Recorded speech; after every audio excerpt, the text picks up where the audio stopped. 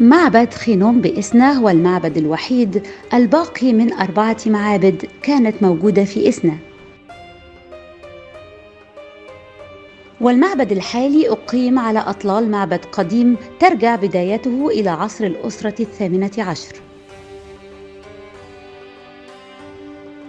وعُثر على نقوش تحمل اسم الملك تحتمس الثالث في الدولة الحديثة.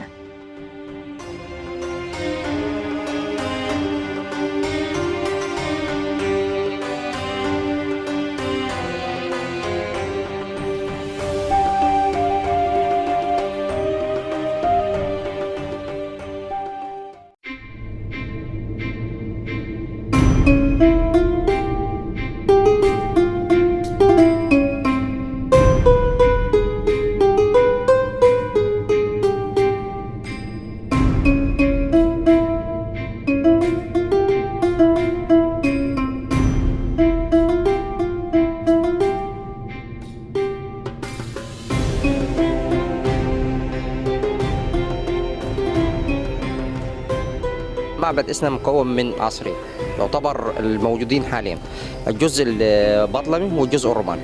طبعا الجدار الغربي داخل المعبد يعتبر هو الجزء اللي بيمثل عصر البطالمة، بداية من بطليموس السادس حتى انتهاء دولة البطالمة وبداية دولة أو إمبراطورية الرومان في مصر.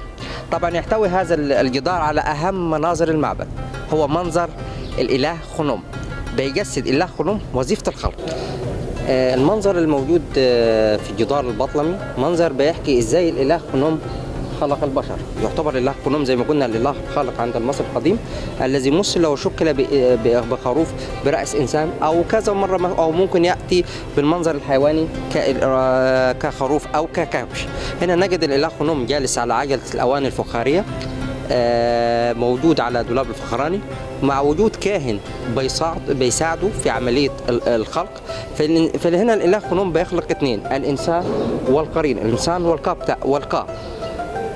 فنجد هنا تحول عملية الشعلة من المكان اللي هيتم فيه حرق ما يتم خلقه عن طريق الإله خنوم، وهذا الرمز يقرأ نيبو، المكان اللي هيتم في عملية الولادة. فنجد الطفل تحول إلى المياه الأزلية رحم أمه، مع وجود بعض الآلهة في عملية الخلق مساعدة للإله خنوم، زي الإله سوبك الإله التمساح، والإله أنوبيس والإله تحوت. الإله سوبك زي ما قلنا اللي هو عبارة عن لجلب الطين من المياه، جلب الطين من المياه. الإله أنوبيس المفروض وجوده بعد الموت، إله التحنيط أو إله الهني، لكن هنا وجوده في منظر الخلق مساعدة الإله خنوم، ليعتبر ابن غير شرعي للإله أوزير. وحيتم استلام ما يتم خلقه عن طريق الإله خنوم بداية من خلقه حتى بعد وفاته. والإله تحوت حيقوم بعملية التسجيل. ثم نجد أم الطفل جالسة على كرسي الولادة، ونجد كاهن بيقدم لي الطفل للحياة.